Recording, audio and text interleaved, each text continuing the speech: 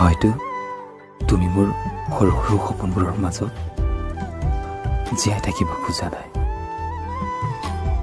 সি হয়তো আজি শুনিবলৈ পোৱা নাই তোমাৰ এষাৰি মৰমৰ মাত।